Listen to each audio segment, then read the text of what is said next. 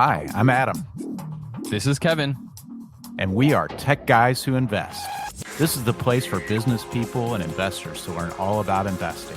We offer a fresh perspective on what it's like to have a day job while investing, and we share lessons learned on our investing journey. Our vision is to educate and entertain you while adding tons of value to your daily commute. Welcome to our show. All right, welcome back to another episode of the Tech Guys Who Invest podcast. On this episode, Adam and I have a little bit of fun, and we talk about the things that we're going to do when we get out of the rat race. Not if, but when. That's the mentality that we have because we are going to figure this out, we're going to make it, and we're going to teach all of you along the way. This fun episode is a great reminder that you have to have your vision in front of you. You have to have that dream be that light at the end of the tunnel, because trying to get out of the rat race and trying to learn how to invest can be difficult and it can be draining. But when you have these types of thoughts and these dreams of, hey, what am I going to do? It is quite invigorating. And it's also fun to share it with somebody, some like-minded individuals, people who want the same thing or similar things as you. So here is what Adam and I are going to do when we escape the rat race. So, hey, Kevin, we're both working really hard to get out of the rat race. Yes. And being out of the rat race pretty much means having a day job is optional. And that is the dream. It doesn't mean you have to quit your job, but it does mean that job is optional. So things are going to feel a lot different.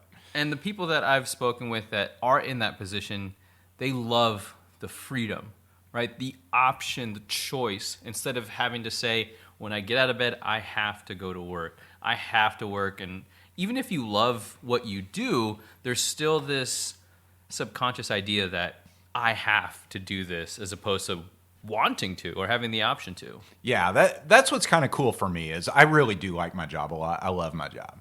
I love what I do. But knowing that I don't have to do that to pay the bills would just change something about the way I felt when I went in the morning, you know? Absolutely. So if and when, rather, you get out of the rat race, Adam, what are you going to do? What do you envision yourself doing? Yeah, that's an awesome question that I hope a lot of our listeners think about and take some time to think about, because coming up with those things inspire you and keep you moving when you're having a bad day or a bad week and it's tough to get going. So a few things for me. I created this concept for myself called the freedom lifestyle. And Love so it. that's how I think about it. I will have a freedom lifestyle. And what it means for me is I have freedom from location, so physical location, right? My family and I really love being up in the mountains. We love being up in the Rocky Mountains. And so we'd like to probably live part of our year there. We love the ocean. We love being on the beach. We'd like to live part of our year there. We love traveling. We'd like to go to the islands and be there for a while. Europe's awesome. We'd like to spend some time there. So being wherever I want and having freedom about that, not having to be in a certain specific location because I have to go there for my job or for a work, that kind of thing. That's complete freedom.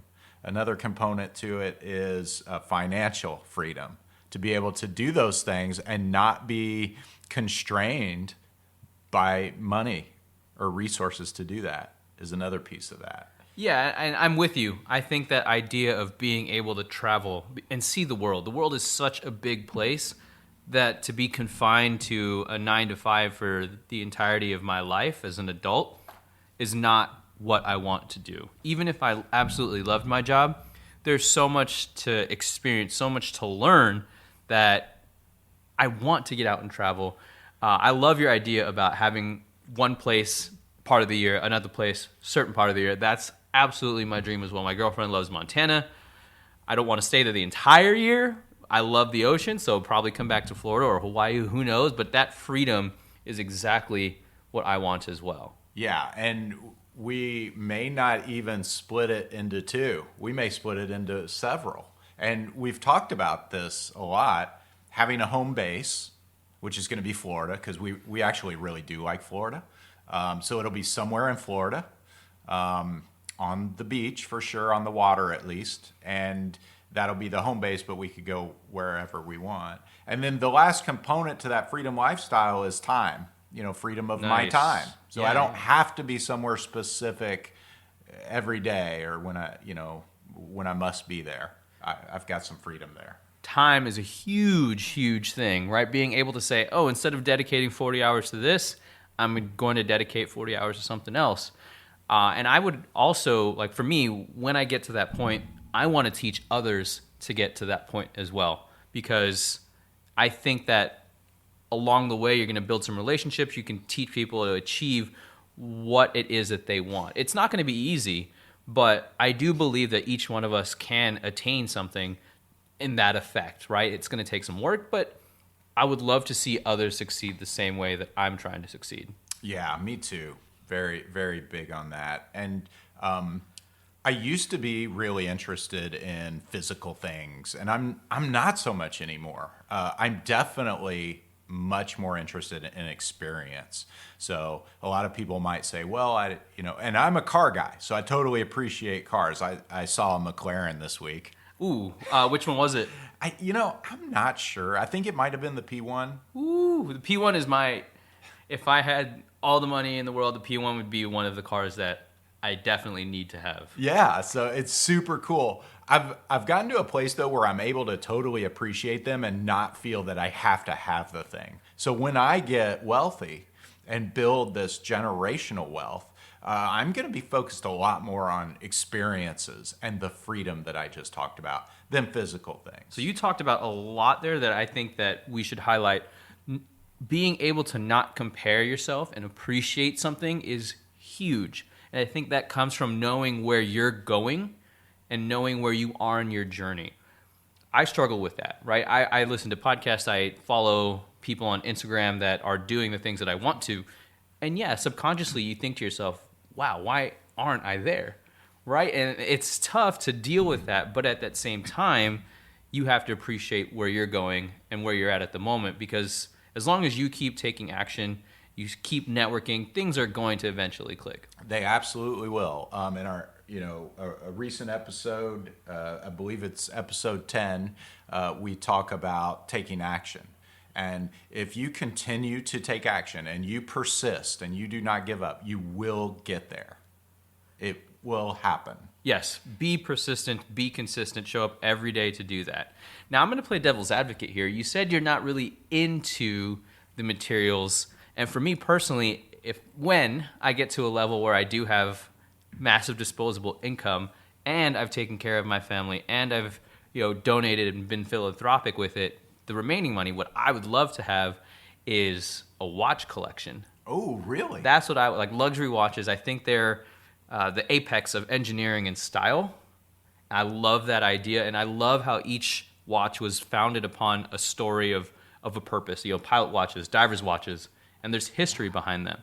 That is, like I said, it's in the back of my mind, but after everything else is taken care of. Now, for you, Adam, you talked about cars. Would that be the big thing for you? Yeah, definitely. It would be,